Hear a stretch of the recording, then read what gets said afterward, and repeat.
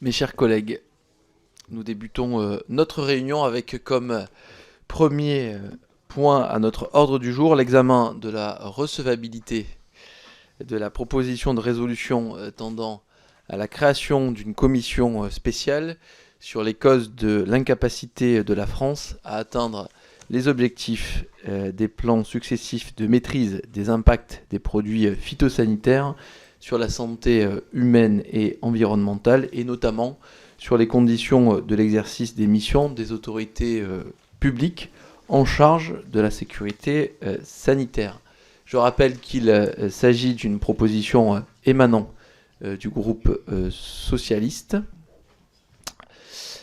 qui a indiqué lors de la conférence des présidents du 6 juin dernier souhaiter créer une commission d'enquête dans le cadre de son droit de tirage. Nous ne devons donc pas nous prononcer sur l'opportunité d'une telle commission d'enquête. Nous devons simplement vérifier que sa création est recevable sur un plan juridique, conformément à l'article 140 alinéa 2 de notre règlement.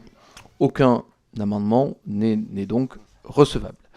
Je cède sans plus tarder la parole à notre rapporteur, M. Dominique Potier, à qui nous souhaitons la bienvenue dans cette noble commission, qui est également premier signataire de la proposition de résolution. Monsieur le rapporteur. Merci. Merci, Monsieur le Président. Je suis très honoré d'être votre hôte dans cette belle commission, qui est un peu la sœur de celle voisine de la Commission des affaires économiques. Vous savez qu'à une époque, elles ont été, ça a été le même combat. Et en tout cas, on est attentif à ce que leurs travaux se répondent de façon très positive. Moi, je suis heureux d'être avec vous. Je suis avec Mélanie Thomain, avec qui je formerai un binôme pour le groupe socialiste dans la conduite de cette mission d'enquête, qui sera bientôt constituée de 30 membres, comme la loi le prévoit. Pourquoi cette commission d'enquête? Et puis je viendrai très rapidement aux questions de recevabilité, telles que vous m'en avez donné la mission en me nommant rapporteur la semaine dernière. On a dû donc lever les gages ou les éventuelles réserves. Rassurez-vous, c'est le cas. Déjà, quelques mots sur le fond, sans être trop long, parce que nous avons les uns les autres d'autres travaux, et il ne faut pas faire le débat avant le débat. Mais vous rappelez que ce qui a motivé cette commission d'enquête pour le groupe socialiste, qui a utilisé ainsi son droit de tirage, c'est trois faits récents qui viennent rappeler l'impact de la chimie, des pesticides, de la phytopharmacie, comme on veut, sur l'environnement et la santé humaine, et de façon plus synthétique, on pourrait dire sur la santé environnementale. C'est bien sûr la mise à jour du rapport de l'INSERM, du collectif de l'INSERM, qui avait établi un rapport clé en 2013, qui a été mis à jour en 2021, et qui confirme la prévalence et l'interaction des effets cocktails et de l'exposome sur un certain nombre de maladies neurodégénératives. C'est également le 15 mai la publication d'une étude qui a fait beaucoup de bruit autour de l'effondrement de la biodiversité, notamment dans certains écosystèmes agricoles. Et c'est enfin l'alerte majeure, certes d'origine essentiellement industrielle, mais l'agriculture y prend sa part, sur les métabolites qui interviennent sur une dégradation de la qualité de l'eau au moment même où les stress hydriques en matière de quantité pourraient empêcher les méthodes de dilution, qui sont une des stratégies de potabilité les mises en œuvre les plus communes. Donc trois alertes majeures: santé humaine, impact biodiversité et eau, justifient que nous nous penchions à nouveau sur cette question. Depuis 2009, la France, en écho à des directives européennes, a mis en place différents plans éco-phyto. Nous en sommes à la 4e version annoncée par la Première ministre au Salon de l'Agriculture. Ce plan va se déployer et nous devons souligner les bienfaits de ces différents plans et les réussites de ces plans. C'est le cas notamment de la protection des agriculteurs à travers les systèmes de certificats et de formation. C'est récemment une initiative qui a été saluée par la Commission des affaires sociales et dont nous avions été à l'initiative, c'est le fonds de réparation autour des phyto-victimes qui a été adopté par notre Assemblée et qui prospère aujourd'hui sous l'autorité de la Mutualité sociale agricole. C'est surtout principal moteur de progrès, le retrait des molécules les plus toxiques, CMR, qui ont atteint un volume important, et d'autres sont à l'étude aujourd'hui grâce à la mission donnée à l'ANSES en la matière. C'est enfin le réseau des fermes DEFI, 3000 fermes qui constituent une forme de laboratoire vivant de l'expérimentation agroécologique et qui révèle que nous pouvons réduire de 26% nos quantités de pesticides sans atteindre d'autres compartiments, sans mettre en cause d'autres compartiments de l'environnement, et en gardant un revenu agricole permanent. Donc ce sont là des signes encourageants, comme l'accélération mise sur les solutions de biocontrôle, une solution sur 7 aujourd'hui, mais Mais les résultats ne sont pas pour autant là. En matière de quantité et de qualité, les alertes que j'ai précitées restent dominantes, pas seulement par un effet retard, mais par la continuité d'un usage trop important des solutions chimiques. Plus grave, nous notons, alors qu'il y avait un certain consensus politique, droite, gauche, centre, sur l'affranchissement progressif. Des études de l'INRAE prévoyaient zéro pesticide à l'horizon 2050. Des études concomitantes nous disaient que finalement la chimie pourrait représenter une parenthèse dans l'histoire de l'agriculture, 1950-2050. Nous sentons une remise en cause culturelle de ce consensus aujourd'hui, notamment à l'occasion de la guerre en Ukraine et des tensions géopolitiques. Le retour à une logique productiviste a repris une force dans le discours public et privé. Je note également dans ces remises en cause la perte d'une des propositions essentielles que nous avions fait dans le rapport que j'avais rendu au Premier ministre en 2014. C'était les certificats d'économie de phytosanitaire qui ont été ruinés par une initiative qui était certainement de bonne aloi et de bonne volonté, qui était la séparation du conseiller et de la vente, mais il y a une sorte d'inadéquation, donc on a raté cet épisode-là. Nous sommes en train, avec Stéphane Travert, d'évaluer ce dispositif qui a été adopté dans la loi Egalim 1, et nous sommes en train de l'évaluer en vérité. Ça sera ça sera partie des travaux parlementaires qui seront livrés à la commission d'enquête que nous mènerons ensemble. Je pourrais noter également une remise en cause plus grave, ce que j'ai qualifié d'une dérive illibérale de l'autorité de l'ANSES et clairement de l'article 13.13 du Code de la santé publique adopté dans la loi de 2014 qui lui donnait des prérogatives importantes en matière d'interdiction et de protection des populations et de l'environnement. Même remise en cause pour des règlements européens 1107-2009 sur la séparation des pouvoirs et la répartition des responsabilités entre l'Union européenne et la France. Cette dérive que nous avons qualifiée d'illibérale justifie, à notre sens, requiert la puissance de ce que peut être une commission d'enquête pour établir la vérité sur le passé et éclairer l'avenir. C'est ce que nous allons faire à travers cet exposé qui, pour le coup, je vais vous lire, et puis je viendrai simplement sur la levée des obstacles juridiques qui motivent mon intervention ce matin. Cette commission d'enquête visera à identifier les causes structurelles et conjoncturelles de l'incapacité à atteindre les objectifs du plan de maîtrise des impacts des produits phytosanitaires sur la santé humaine et environnementale, en particulier depuis une décennie, et le rapport du collectif de l'INSERM. Elle s'attachera notamment à mesurer la pertinence du pilotage interministériel des priorités d'action dans les filières et les territoires. Elle visera à rendre visible le jeu des acteurs incarnant la puissance publique et des représentants des intérêts privés dans la définition des objectifs opérationnels et la mise en œuvre des moyens afférents. Elle portera un regard singulier sur les enjeux propres au statut et à la mission des autorités publiques en charge de la sécurité sanitaire et de la recherche. Elle évaluera la performance de l'allocation des crédits publics affectés et la cohérence budgétaire et réglementaire avec l'ensemble des politiques publiques incidentes, PAC, plan stratégique national, alimentation, politique alimentaire, politique de santé publique, commerce extérieur, droit au sol, foncier, eau, industrie. Elle dressera un tableau des coopérations opérationnelles qui sont engagées à l'échelle européenne. Elle observera comment est pratiquement intégrée l'approche One Health afin de permettre un déverrouillage systémique de ce qui fait encore aujourd'hui obstacle à la réussite du plan Éco-Phyto. Enfin, et c'est très important, la commission d'enquête sera attentive à la capacité de la France à être à la hauteur du triple défi de la garantie de la souveraineté alimentaire et du revenu des agriculteurs, de l'impact du dérèglement climatique sur le plan phytosanitaire, un véritable sujet, et de l'adéquation à l'ambition du règlement européen dit sûr en cours de préparation et qui va nous faire monter d'un cran. La France est-elle prête à relever ce triple défi? C'est dans cet état d'esprit que nous entendons mener cette commission d'enquête pour qu'elle soit utile au pays et qu'elle nous aide à vivre cette transition de façon apaisée et non pas de façon violente. Voilà les travaux que nous entendons mener. Il fallait, dans la semaine où vous m'avez nommé rapporteur dans cette commission la semaine passée, vérifier quelques prérequis. Le garde des Sceaux, par un courrier du 13 juin, a indiqué qu'il n'y avait aucune procédure judiciaire en cours qui vienne entraver ou limiter la possibilité d'exploration de cette commission d'enquête. Donc elle a un très large focus d'investigation. C'est une bonne nouvelle, ça nous permettra de faire des travaux complets.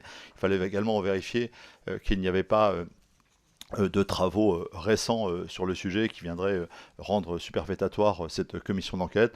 La dernière remonte à 2019, elle s'intéressait à la chlordécone et elle était limitée aux deux départements d'outre-mer territoires d'outre-mer que sont la Martinique et la Guadeloupe. Donc nous ne sommes pas dans la même temporalité et dans la même géographie. Donc cette commission d'enquête, au vu des prérequis qui sont prévus par la loi, l'examen de la loi, sont levés. Elle peut donc légalement et en toute sérénité se déployer. Ces travaux, vous le savez, devront être rendus dans 6 mois, c'est-à-dire à peu près à la fin de l'année 2023.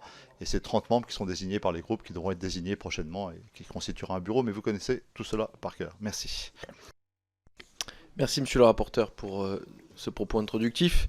Nous en venons aux orateurs de groupe. J'ai inscrit Madame Lefeur, j'ai Monsieur Amar, Monsieur Vermorel-Marquez et Madame Bateau. Si d'autres orateurs de groupe souhaitent prendre la parole, qu'ils se signalent sans aucune difficulté, chers collègues.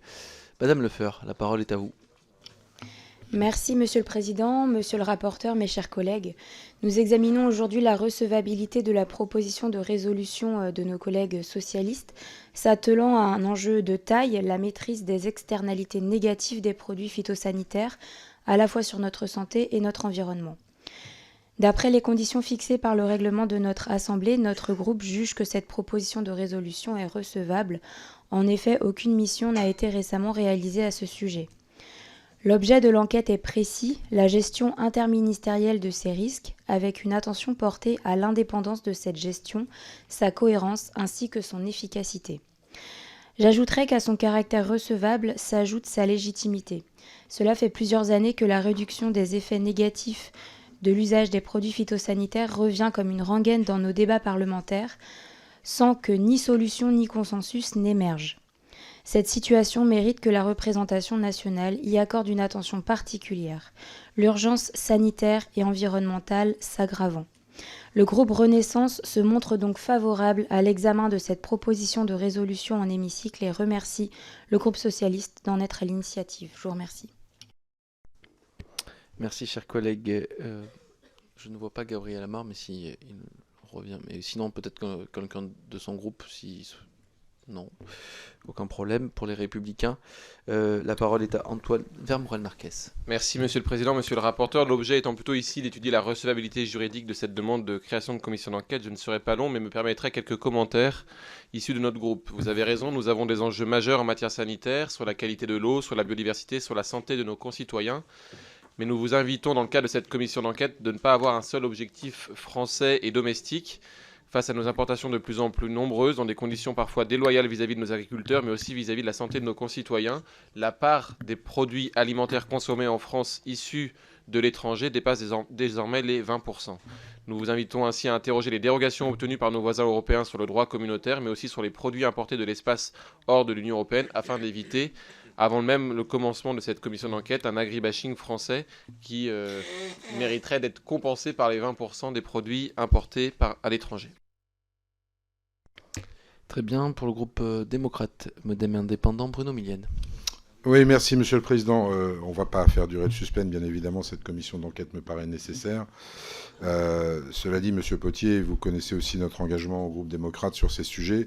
Je pense que c'est l'occasion de remettre à plat tout ce qui se dit sur ces produits phytosanitaires, tout ce qui est pratiqué au niveau européen, parce que même si effectivement la France n'est peut-être pas l'exemple d'une totale vertu en termes de santé sanitaire concernant l'agriculture, elle est en tout cas en tête du peloton de tous les pays européens.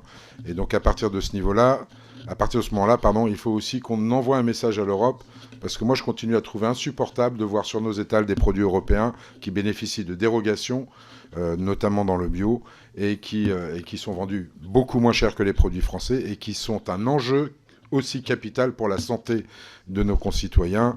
Je ne vous parlerai pas du diméthoate, vous connaissez très bien la question. Merci, Madame Mélanie Thomas, à la parole.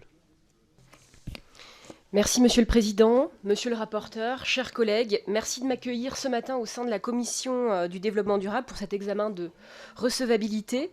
Merci Monsieur le rapporteur, cher Dominique, de proposer la création de cette commission d'enquête qui s'inscrit dans la continuité de ton long et juste combat parlementaire. Les députés du groupe socialiste et apparentés ont envie d'être utiles. À travers notre droit de tirage, nous portons une volonté collective, agir durablement sur nos politiques publiques pour préserver nos biens communs. Ce travail de fond sur les impacts des produits phytosanitaires répond à une exigence forte, celle portée par nos concitoyens, consommateurs, éveillés, de préserver leur santé et leur environnement. Dans les sols agricoles de France, des chercheurs français alertent sur la concentration de ces produits phytosanitaires mesurés à des taux inattendus et inquiétants, y compris sur des terrains n'ayant jamais été traités.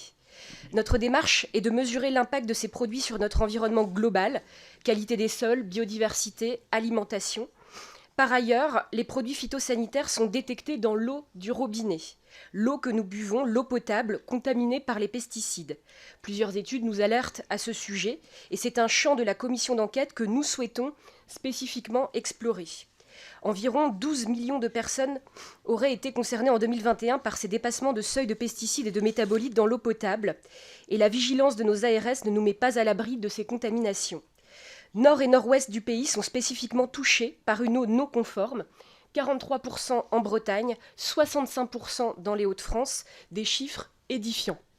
Certains spécialistes estiment que les autorités sanitaires ont failli dans leur mission de veille et d'accompagnement concernant la qualité de ces eaux. Notre initiative est donc de soulever des questions essentielles de santé publique et environnementale. Comment consolider l'autorité de l'État en matière de réduction des pesticides? Comment mieux protéger et accompagner les acteurs du monde agricole dans les transitions? Comment mieux préserver la ressource en eau et les biens communs que nous allons léguer aux générations futures? Cette commission d'enquête a pour vocation de nous faire collectivement face à une problématique d'urgence. Merci. Pour le groupe Horizon et Apparentés, la parole est à M. Thiébaut. Oui, merci Monsieur le Président. Je ne veux pas maintenir le suspense, bien sûr, nous sommes aussi favorables à cette commission d'enquête, mais aussi avec le même objectif que celui qui a été exprimé tout à l'heure par Bruno Millem, c'est-à-dire en fait qu'il y a un véritable équilibre et objectif sur les enjeux, certes de santé, certes sanitaires, certes environnementaux, mais également aussi sur les enjeux aussi d'alimentation. On le voit sur des problématiques de bio, on parle beaucoup de bio, beaucoup de collectivités lancent de bio, je peux le voir sur mon territoire, sauf qu'on se rend compte que 70% du bio ne vient pas de France et vient de pays où les pratiques, en tout cas les exigences en termes de bio, sont largement discutables. Donc je pense qu'il faut qu'on ait vraiment une vision objective et claire sur le sujet pour bien éclairer non seulement nous, parlementaires, et l'ensemble des élus, mais également aussi le public. Et je pense que c'est dans cet esprit-là que nous souhaitons que cette commission d'enquête soit éclairante par rapport aussi bien aux enjeux environnementaux de santé, mais aussi aux enjeux de réponse, notamment de sauvegarde de notre agriculture, mais aussi d'alimentation de l'ensemble de la population.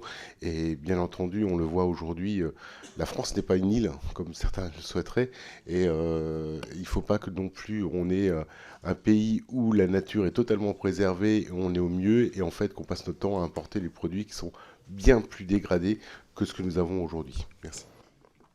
Pour le groupe écologiste NUPES, la parole est à Delphine Bateau. Merci, Monsieur le Président. Monsieur le rapporteur, merci de cette proposition de commission d'enquête. Dans un moment où je pense, y compris quelques interventions de nos collègues, ne semblent pas avoir pris la mesure de la gravité de ce qui est en cause et de la question centrale au travers cette commission d'enquête, de la capacité de la démocratie à entendre et tenir compte des données scientifiques.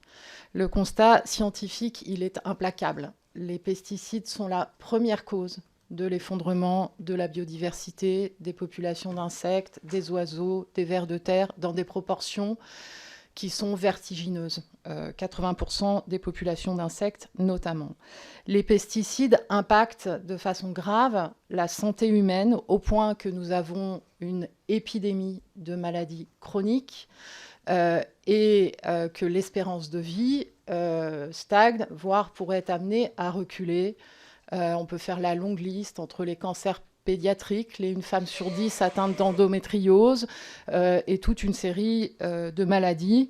Les premières et les premiers concernés étant les agricultrices et les agriculteurs eux-mêmes. Et nous avions, avec Dominique Potier, mené la bataille pour le fonds d'indemnisation phyto-victimes. Mais la question n'est pas juste d'indemniser les victimes, c'est qu'il n'y en ait plus. Les pesticides sont partout, dans les eaux, dans les sols, dans nos corps, dans le cordon ombilical qui relie les bébés aux femmes enceintes. À notre sens, cette commission d'enquête est donc plus qu'utile et indispensable.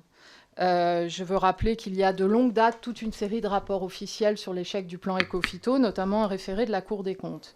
À nos yeux, c'est la conception même du plan éco-phyto, c'est-à-dire d'une logique d'engagement basée sur le volontariat au détriment de décisions d'ordre public environnemental qui est en cause. C'est aussi le poids des lobbies. Pour finir, Monsieur le Président, je rappelle que sur tous ces sujets, depuis 2017, la responsabilité pénale des ministres et gouvernements successifs est engagée et que voir les fabricants de pesticides se tenir aux côtés du ministère de l'Agriculture dans la procédure justice pour le vivant est assez consternant. Merci. Et enfin, pour le groupe Liberté Indépendant Outre-mer et Territoire, la parole est à Nathalie Bassir. Merci, Monsieur le Président. Comment ne pas soutenir la création de cette commission d'enquête au nom du groupe Lyotte. On remercie le député Potier de son initiative et des collègues associés. Il est en effet très important aujourd'hui pour nous de voir un peu plus clair dans tout ça sur l'utilisation des pesticides et également en tant qu'élu dans un territoire ultramarin, La Réunion, nous sommes souvent très interpellés par les agriculteurs, mais également et notamment par les planteurs de canne qui sont très inquiets quant à la survie de leur plantation parce que ils ont recours en effet à un certain nombre de produits phytosanitaires qui posent problème pour la santé de notre biodiversité, la santé humaine et ce qui a été décrit par notre collègue précédemment. Nous sommes... En fait, il faut vraiment qu'on se dise que les territoires ultramarins ils sont particulièrement plus exposés que les autres parce que dans les pays, à La Réunion, climat tropical, nos fruits et nos légumes sont surexposés et très touchés par les différentes maladies de fruits, par les mouches, par des champignons. Et souvent, ce que disent les agriculteurs, c'est qu'ils ont un vrai souci pour lutter contre ça et pour continuer à produire, surtout produire quand... à côté, sur les mêmes étals, nous avons des produits qui viennent de pays voisins qui n'ont pas du tout les mêmes normes et qui peuvent, eux, développer leur économie alors que nous n'arrivons plus à mener une vraie concurrence et une concurrence loyale. Donc c'est tout ça également, je pense qu'il faudra aborder dans la commission d'enquête. Comment éradiquer, comment produire plus sainement et tout en préservant nos productions et notre économie déjà fragile. Je vous remercie. Très bien. Est-ce que d'autres collègues souhaitent prendre la parole? Sinon, je n'aurais pas dit.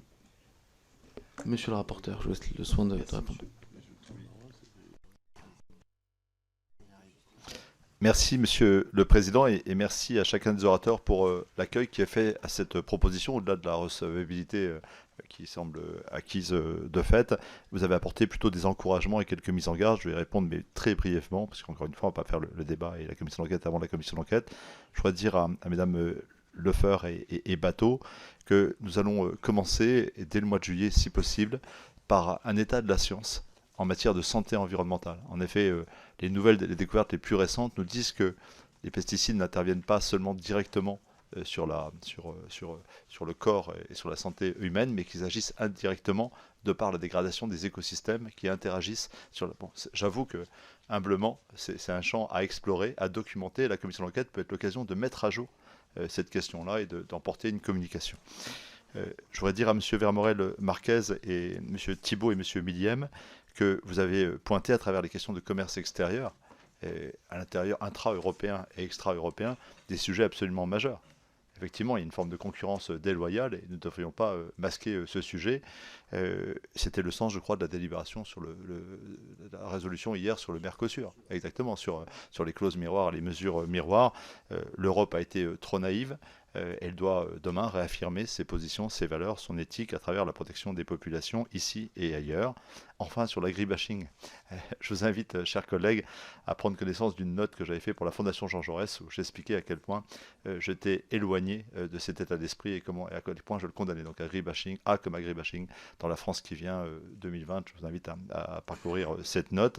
Et je voudrais dire à ces trois collègues comme aux autres que j'ai bien placé ce projet avec le groupe socialiste dans une perspective de triple enjeu. est-ce que nous sommes prêts à défendre à la fois, je ne dirais pas en même temps, mais à la fois, la souveraineté alimentaire et le revenu des paysans, la question de réduction des impacts sur l'environnement, et d'autre part l'adaptation à des règlements européens qui de fait nous fixent un nouveau challenge aujourd'hui. Bon, c'est bien dans cette perspective-là que nous inscrivons. Enfin, je veux dire à Mme Bassine et Mme Thomas que nous ne serons pas indifférents, bien sûr, aux questions des Outre-mer. Les questions d'un déplacement ne se posera certainement pas, mais l'écoute des collègues d'Outre-mer et de toutes les autorités compétentes prendra une part importante tant ces sujets sont sensibles. Et pour ce qui est de la question de l'eau, Mme Thomas, vous dire qu'elle illustre peut-être le mieux l'enjeu écologique et social. Le prix de l'eau, le prix de sa dépollution est vertigineux. Il est vertigineux.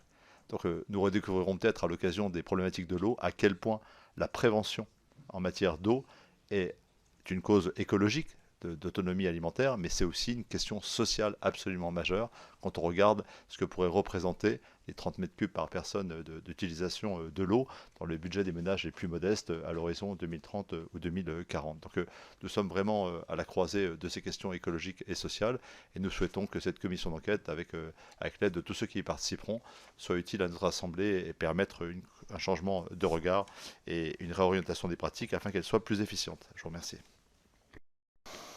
Merci, monsieur le rapporteur. Nous allons maintenant en venir au vote sur la recevabilité de la proposition de résolution, qui considère que les conditions de recevabilité sont bien réunies, chers collègues.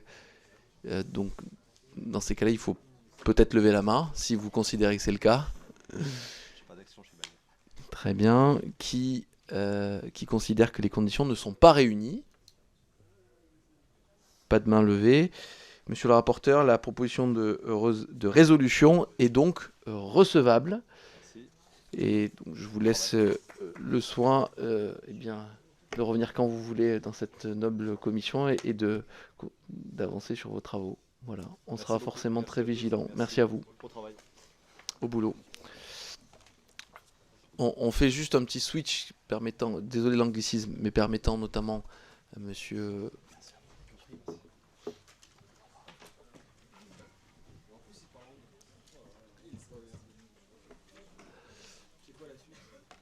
Eh bien, la suite... Vous êtes sûr, monsieur? Vous savez ce qu'est la suite? Je propose à madame Masson et à monsieur Pradal de venir présenter leur mission.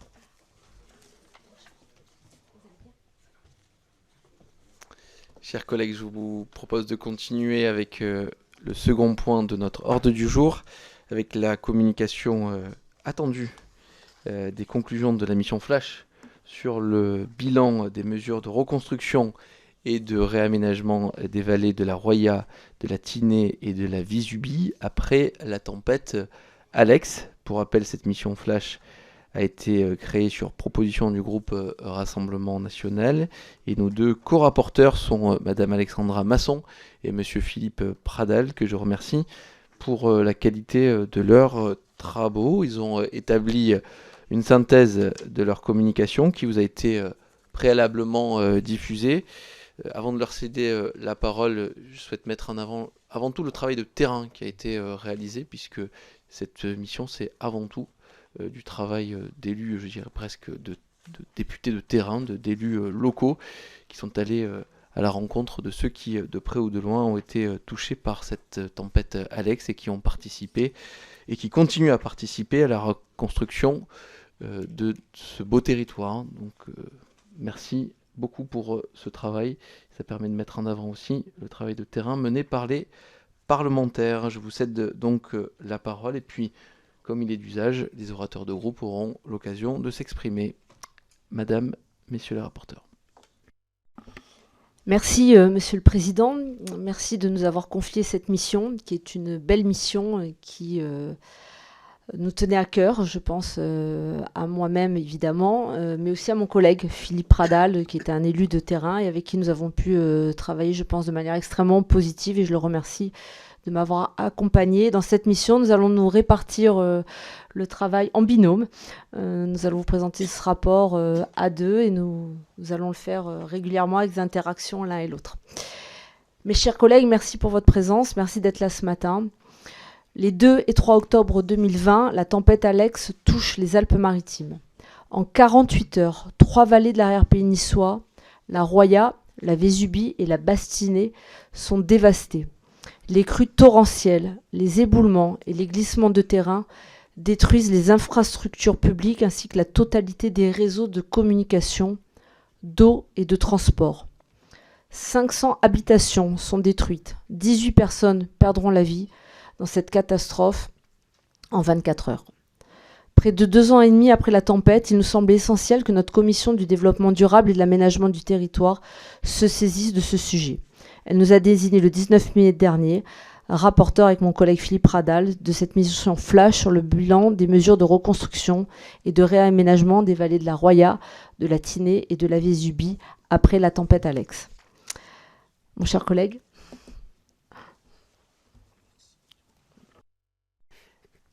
Merci beaucoup, merci Monsieur le Président de votre accueil, chers collègues. D'abord, bien sûr, comme elle l'a fait, un remerciement pour la co-rapporteure. Nous nous connaissons depuis un certain nombre d'années, mais j'ai eu plaisir à nouveau à travailler à ses côtés. L'objectif fixé à cette mission était double. D'une part, bien sûr, faire le bilan des mesures de reconstruction et de réaménagement des vallées, mais aussi tirer les enseignements sur la gestion de cette crise dont on peut penser malheureusement que les effets du dérèglement climatique font que ce type de crise sera amené à se renouveler sur notre territoire tant hexagonal que dans les Outre-mer. Et donc il était important, si des bonnes pratiques étaient identifiées, de voir si elles étaient pérennisables et transposables. Pour mener à bien notre mission, nous avons conduit des auditions à la fois, bien sûr, en visio, mais également par un déplacement de terrain, ainsi que le saluait le Président, les 11 et 12 mai derniers notamment, pour aller à la rencontre de ceux qui vivent encore les effets de cette crise, parce qu'il serait faux de considérer que cette crise est derrière eux, tant par les séquelles visibles sur le terrain qu'elles ont laissées, mais également sur les séquelles psychologiques et sociales qui ont été maintenues. La présentation comprendra 3 points. D'abord, le rôle des autorités dans l'anticipation de la tempête, ensuite la réaction des pouvoirs publics, tant de l'État que des collectivités territoriales pendant le déroulement de la crise et juste après lors de la phase des secours d'urgence, et enfin l'analyse de la phase de reconstruction. Premier point donc sur l'anticipation de la tempête. Après avoir traversé les côtes bretonnes le 30 septembre 2020, la tempête Alex s'est dirigée, après avoir traversé l'ensemble du territoire hexagonal, vers les Alpes-Maritimes. Elle s'apprêtait à toucher un territoire qui est habitué à des aléas climatiques et qui avait déjà été victime d'événements majeurs, notamment en 2015, au mois d'octobre, à Mandelieu-la-Napoule, 20 morts liés à un épisode orageux particulièrement violent. À l'automne 2019 également, et dans un autre registre, l'attentat du 14 juillet qui avait confronté ce territoire à une tuerie de masse et donc à une réaction à organiser tant sur le plan sanitaire, psychologique et social pour y répondre. Du fait de la concentration des risques sur ce territoire, il existe une culture du risque, tant au niveau des services de l'État qu'au niveau des collectivités territoriales, par rapport à ces aléas. Et je pense, mais nous aurons l'occasion de le redire, que la réaction qui a été conduite est due en partie à cette culture du risque qui existait. Dans les heures précédant la tempête, les prévisions évolutives de Météo France, progressivement d'une vigilance orange à rouge pour le 2 octobre à 10 heures, ont permis aux autorités d'anticiper la crise, même si l'incertitude demeurait sur la localisation précise des intempéries. Pendant longtemps, il a été redouté un épisode qui aurait frappé la zone littorale, puis assez rapidement, Météo France a recalé son modèle de façon à identifier que c'est le secteur de l'arrière-pays qui serait touché, notamment son secteur le plus montagneux. Les premières mesures prises ont été les suivantes. D'abord, le centre opérationnel départemental, outil de gestion de crise mis en œuvre par le préfet, a été mis en préalerte dès le 1er octobre et activé complètement le lendemain à 7 heures. Il fonctionnera en continu pendant près d'un mois. La cellule d'information du public sera pour sa part activée le 2 octobre à 9 heures. Au niveau réglementaire, le préfet des Alpes-Maritimes prend la décision de fermer les crèches et les établissements scolaires ainsi que d'interrompre les transports scolaires pour le matin du 2 octobre. Cette décision critiquée à l'époque sur le terrain a très probablement permis de sauver des vies. et de permettre aux secours sur la partie de route non détruite de circuler normalement. C'est un point où l'anticipation de crise a été de grande qualité et on peut le dire, a sauvé des vies, je me permets de le répéter. Conformément à la doctrine Orsec, déclenchée en début d'après-midi le 2 octobre, la préfecture a alerté l'ensemble des maires via le système Viapel sur l'imminence d'un risque d'inondation dans les vallées. Progressivement, les alertes ont été de plus en plus élevées et dramatiques sur le volume des précipitations attendues. À 16 heures, les maires ont reçu l'ordre de mettre les populations à l'abri sur les points hauts. Dans la vallée de la Roya, tout s'est effectué dans le calme. En effet, mais y a-t-il du hasard, 15 jours auparavant, un exercice de mise en sécurité en cas d'inondation avait été organisé dans l'ensemble des communes de la Roya, ce qui fait que là, alors qu'il ne s'agissait pas d'un exercice, les mêmes procédures et les mêmes réflexes entre guillemets ont été appliqués, ce qui a permis à la population de réagir de façon rapide et efficace. Cela souligne d'ailleurs l'intérêt des exercices de préparation pour la gestion de crise. Parallèlement à l'État, la métropole Nice-Côte d'Azur a mis en place une cellule d'urgence implantée à l'aéroport de Nice afin de coordonner les opérations, rétablir les accès et les réseaux principaux et faciliter l'arrivée des premiers secours. Un fonds d'urgence est immédiatement mis en place dès le lendemain. Il recueillera près de 800 000 € qui seront distribués à 255 foyers sinistrés et 350 tonnes de denrées, fruits de la générosité et de la solidarité, seront collectés puis acheminés dans les vallées frappées. La tempête Alex atteint la vallée de la Vésubie le 2 octobre, puis la vallée de la Roya dans la nuit du 2 au 3. Ce décalage dans le temps aura une incidence d'ailleurs sur la façon dont la crise est gérée sur le terrain. En 24 heures, ce sont 400 à 600 mm de pluie, soit l'équivalent de 3 mois de précipitations, qui s'abattent sur les vallées de manière localisée. Les cours d'eau, du fait du caractère très encaissé de ces vallées, réagissent rapidement. Le débit de la Roya passe à plus de 800 mètres cubes seconde contre 15 mètres cubes en temps normal. Les vents dépassent les 100 km/h. Pour illustrer la situation, chers collègues, il faut imaginer que c'est l'équivalent de 190 000 piscines olympiques qui se déversent sur ces 3 vallées en quelques heures. L'événement est exceptionnel par son ampleur. Météo France, dans son analyse, le qualifiera de bombe météorologique. La gravité étant accentuée, je l'ai déjà dit, par la topographie particulière des lieux, des vallées extrêmement encaissées. Ce qui aurait été une crue importante en plaine causant des dégâts devient une crue torrentielle éclair du fait de l'encaissement des vallées. En quelques heures, la situation devient littéralement chaotique. Certaines communes des vallées vont être complètement isolées et ne disposer d'aucun moyen de communication pendant plus de 48 heures. L'aspect le plus marquant qui ressort de l'ensemble des auditions est la rupture des communications. Au plus fort de la crise, 45 nœuds de raccordement aux abonnés, 9 artères de télécommunications sont coupées, privant de 10 000 clients de téléphone fixe et d'Internet. Les réseaux fibres et cuivre sont coupés, les sites mobiles des principaux opérateurs téléphoniques hors service. Dépourvus de tout moyen satellitaire ou n'arrivant pas à les utiliser, les maires sont dans l'incapacité de communiquer, notamment avec la préfecture. Et cette absence de communication est également un enjeu pour la préfecture qui, pendant 48 heures, n'aura aucun contact avec certaines communes, notamment de la vallée de la Roya, étant complètement dans le flou, tant sur les mesures à mettre en place, mais également sur les dégâts commis. Pendant un moment, d'ailleurs, les services préfectoraux ont pu avoir le sentiment que la vallée de la Roya n'est pas touchée en l'absence de communication. Les intempéries provoquent également la rupture de la majeure partie des voies de communication terrestres. 100 km de routes deviennent impraticables, 35 km dans la Roya et 25 km notamment dans la Vésubie. Une soixantaine d'ouvrages d'art sont détruits ou gravement endommagés et deviennent inexploitables. Le tunnel routier de Tende, qui assure le contact avec l'Italie et qui aurait pu créer un vivier supplémentaire pour les secours, est inaccessible. Seule la ligne ferroviaire Nice-Cony, construite dans les hauteurs de la vallée, a pu résister aux intempéries. Elle jouera un rôle primordial dans l'acheminement des biens et des personnes dans les premières semaines après les catastrophes. Cet épisode conduit à s'interroger, et ce sera le premier point que nous souhaitions signaler, sur l'équipement systématique avec des moyens satellitaires préalablement testés des communes isolées et des endroits qui peuvent être isolés, et également sur la bonne pratique identifiée par les services préfectoraux et notamment applicable en Finlande, où il est recommandé à la population de disposer de 3 jours de moyens de survie, que ce soit en nourriture ou que ce soit en moyens d'alimentation électrique, d'eau, de bougies, de façon à faire face au temps nécessaire pour l'intervention des premiers secours. Sur place, la vie s'organise difficilement, l'eau et l'électricité étant coupées. 17 stations d'épuration ou postes de relevage sont touchées, 10 stations de traitement ou de captage d'alimentation en eau potable et plus de 200 km de réseaux d'eau et d'assainissement sont endommagés. Dès les premières heures qui suivent la tempête, les mairies, avec leurs moyens, organisent des distributions d'eau et de nourriture. Dans la ville de Tende, c'est la supérette et la station d'essence qui sont réquisitionnées, tandis que la nourriture des restaurateurs, qui risque d'être détruite du fait de l'absence d'alimentation électrique des chambres froides et mise à disposition de la population. Et sur la commune de Saint-Martin-Vésubie, ce sont pendant une semaine des repas géants qui seront organisés sur la place du village avec les moyens qui étaient présents dans les frigos et congélateurs, tant des particuliers que des commerçants. En dépit de cette grande solidarité, le choc psychologique est extrêmement important.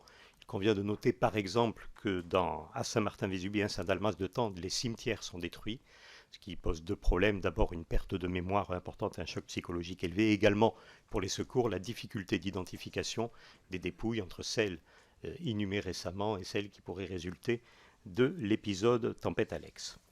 Passé la phase de sidération qui dure au moins 48 heures, la réponse des pouvoirs publics se met en place. L'urgence est au rétablissement des communications dans les vallées, à l'identification des dégâts ainsi qu'au transport des personnes, fret et vivres. Une pluralité d'acteurs qui sera coordonnée par le COD préfectoral se mobilise selon les ressources et les secteurs de compétences. L'engagement de l'armée, avec notamment des 5 hélicoptères lourds et 130 hommes mis à disposition, est très important car pendant un moment, seul l'acheminement aérien de vivres sera possible. Il convient de rappeler, lorsqu'on parle des 48 heures de coupure totale pour la Royale, les conditions météo rendaient impossible le survol par hélicoptère des zones, ce qui a encore compliqué à la fois l'identification des dégâts et l'acheminement des secours. Autre point de recommandation donc à ce stade, l'expérience de la tempête Alex pour inviter les préfectures des zones montagneuses à établir une liste des voies de communication secondaires mobilisables pour aller sur les points où la crise peut avoir lieu. C'est ce qui a été fait notamment avec des chemins précédemment pédestres sur lesquels ont pu passer des moyens légers et qui ont été extrêmement utiles. Ce point relevé, il était à noter qu'il n'était pas systématiquement et correctement identifié par les services préfectoraux, ce qui a pu conduire une difficulté, d'autant plus qu'il n'y avait pas la mémoire des villages qui étaient isolés pour guider les secours pour utiliser ces chemins. Parallèlement à la mobilisation de l'armée, dès que c'est possible, le préfet des Alpes-Maritimes décide de projeter auprès des maires des 12 communes un trio d'agents composé d'un cadre de la préfecture, d'un officier de sapeurs-pompiers et d'un cadre de la gendarmerie. Ces agents dotés de moyens satellitaires qui fonctionnent, mis à disposition par le service départemental d'incendie et de secours Orangé et Enedis, ont pu permettre de fiabiliser l'information auprès des maires. Face à la situation de dénuement total de ces villages, ils resteront présents dans les vallées jusqu'au 13 octobre. Les services des collectivités territoriales sont mobilisés dans l'urgence. C'est le cas notamment de la métropole de Nice et de l'outil spécifique qu'elle avait créé, l'Agence de sécurité sanitaire environnementale et de gestion des risques, créée suite à l'attentat du 14 juillet, pour laquelle la tempête Alex a été le premier risque auquel elle a dû faire face. De la même façon, le service Force 06 du département a été mobilisé pour assurer le déblaiement des principaux axes terrestres. Il convient de noter la forte mobilisation d'Enedis qui identifie très rapidement le caractère pluridimensionnel de la crise et permet l'acheminement de près d'une centaine de groupes électrogènes dans les vallées avec des moyens héliportés. Dès les premières semaines après la crise, l'hélicoptère devient de façon claire le moyen de transport incontournable pour assurer les liaisons avec les vallées. Une cellule 3e dimension garantit la coordination de l'activité aérienne sous l'autorité des préfets. Elle va assurer l'interface entre le COD et l'ensemble de l'écosystème aérien, armée, sécurité civile et gendarmerie nationale, SAMU, société privée et gestionnaire de l'aéroport de Nice qui continue son activité et où est installé l'héliport et la cellule de gestion de crise préalablement citée. Du 3 au 21 octobre, c'est une trentaine d'hélicoptères coordonnés par cette cellule et 820 heures de vol qui seront assurés. Le pont aérien aura permis l'évacuation de 6500 personnes et leur mise à l'abri notamment sur la zone littorale et l'acheminement de 220 tonnes de matériel. Progressivement, cette forte mobilisation permet d'envisager la reconstruction des volets. C'est ce point que va évoquer ma collègue. Merci Philippe. Je vais donc maintenant vous exposer le bilan des mesures de reconstruction qui, comme vous pouvez en douter au vu de ce qui vient d'être évoqué, était une mission extrêmement compliquée, complexe et qui évidemment a engagé des fonds publics extrêmement importants. Certainement depuis 40 ans, peut-être même les plus importants sur une opération de reconstruction en France suite à une catastrophe naturelle. Lors de la mission de terrain qui a été conduite entre octobre 2020 et mars 2021, l'inspection générale de l'administration et le Conseil général de l'environnement et du développement durable ont évalué le montant des destructions des ouvrages publics à 727 millions d'euros et les dommages causés aux particuliers de 225 à 250 millions d'euros. Chiffre confirmé évidemment par la suite. Nous sommes donc proches de 1 milliard de dégâts. C'est excessivement important. Dans les jours qui ont suivi la tempête, lorsque les secours ont acheminé progressivement du matériel dans les vallées et que les travaux de déblaiement ont commencé, les pouvoirs publics ont réalisé qu'ils se trouvaient en présence de la plus grande catastrophe civile survenue dans l'Hexagone depuis la Seconde Guerre mondiale. À une situation exceptionnelle, il fallait donc répondre par un dispositif exceptionnel. J'axerai donc la présentation sur les points suivants.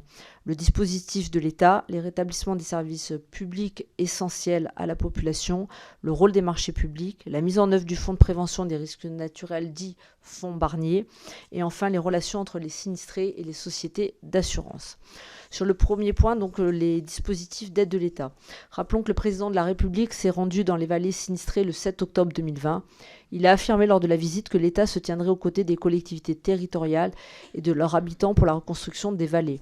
La sidération provoquée par la tempête a été telle que de très nombreux habitants et élus s'étaient interrogés un court moment sur la viabilité d'y vivre. On l'a d'ailleurs très bien vu lors de nos auditions.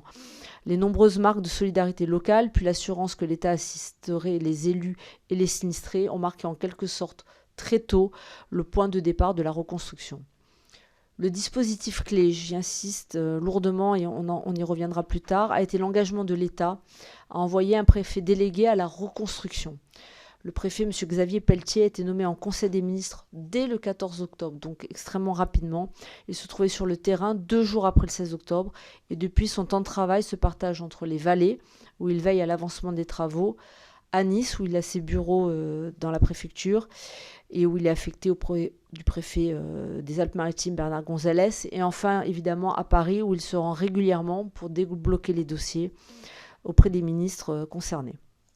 Le préfet délégué a rapidement mis en place une mission interministérielle de reconstruction des vallées, la MIRV, afin de coordonner ces différentes missions qui peuvent ainsi être résumées.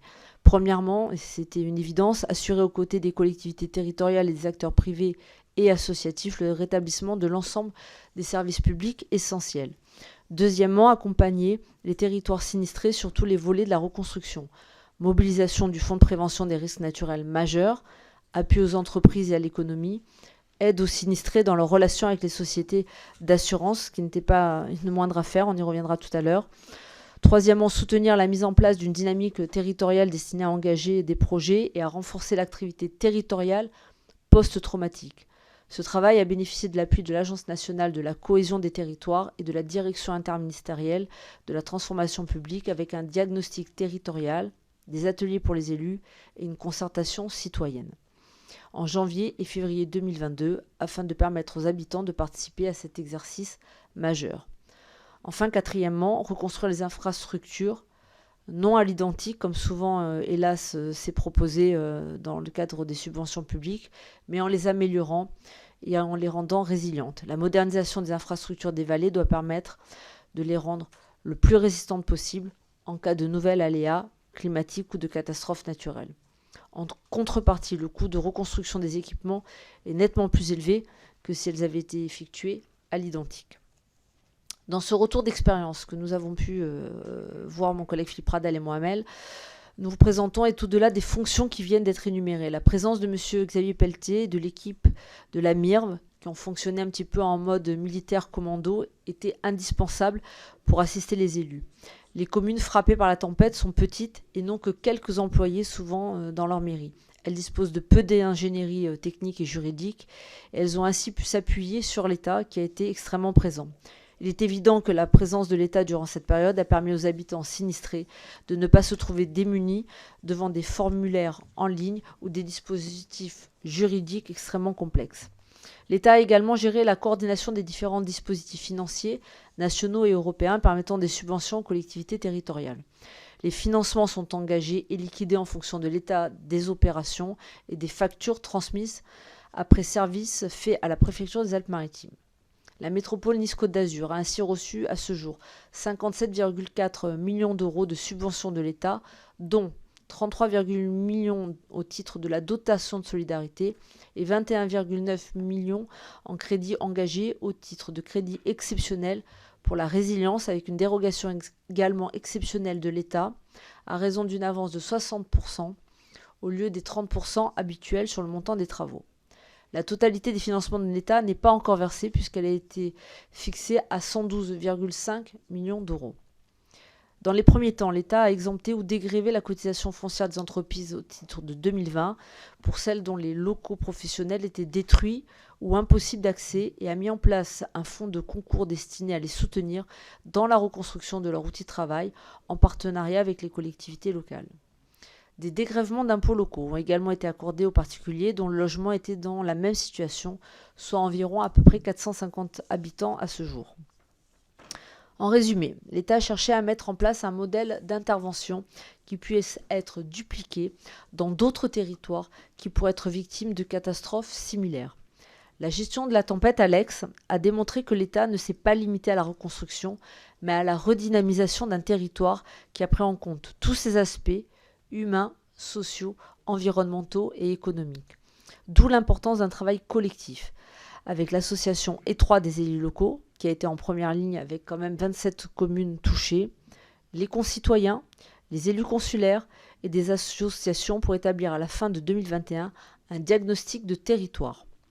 Au début de janvier 2022, une concertation citoyenne a été lancée à travers une plateforme participative pour permettre à tous les habitants de réagir au diagnostic territorial et de faire des propositions sur tous les thèmes qui touchaient au développement du territoire.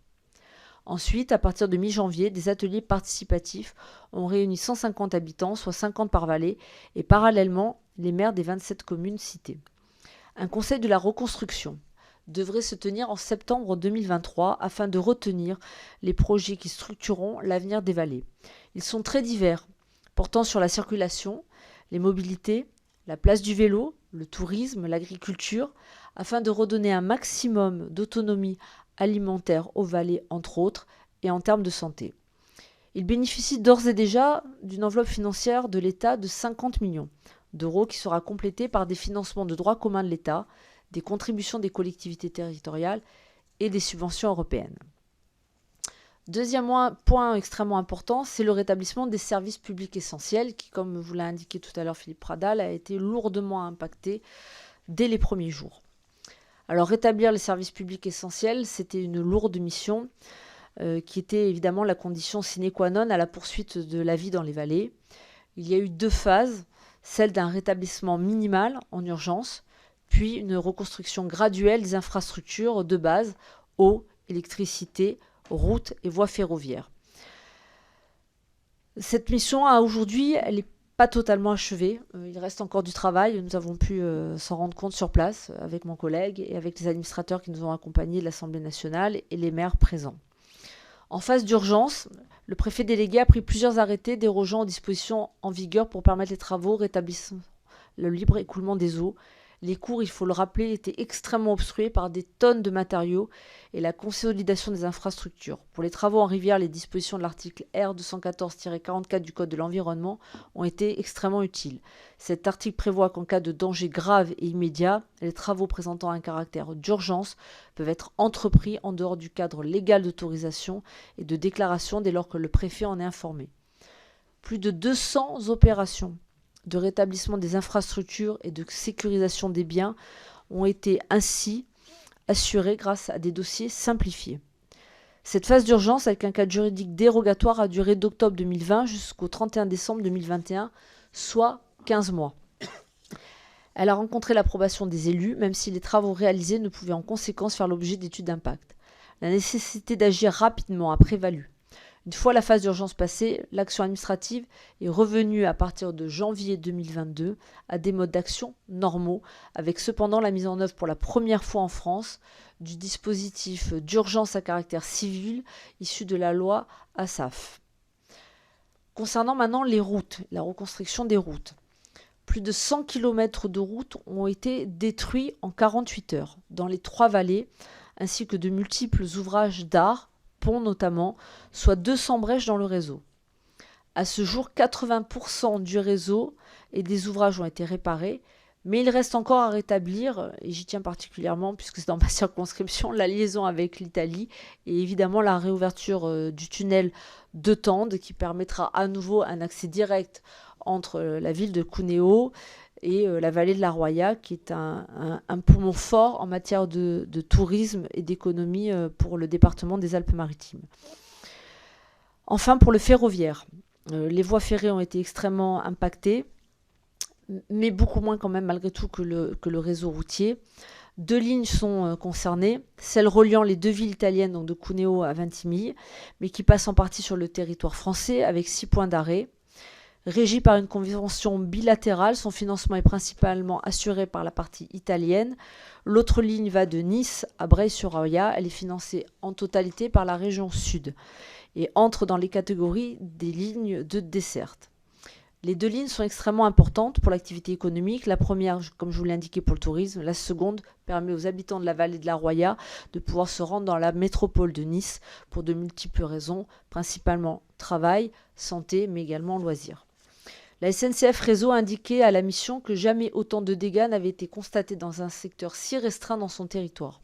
Des dizaines d'ouvrages d'art et d'ouvrages en terre ont été détruits. Toutefois, les voies ferrées ont plutôt bien tenu, ce qui a permis au rail de jouer un rôle notable dans l'acheminement des matériels de première nécessité. J'explique en 2 mots pourquoi elles ont mieux tenu. C'est parce qu'en fait, les voies ferroviaires étaient, si vous voulez, en amont des berges de la vallée et les routes étaient plutôt très proches du lit des rivières, d'où la raison pour laquelle les lignes ferroviaires ont mieux tenu et sur place, nous avons pu le constater.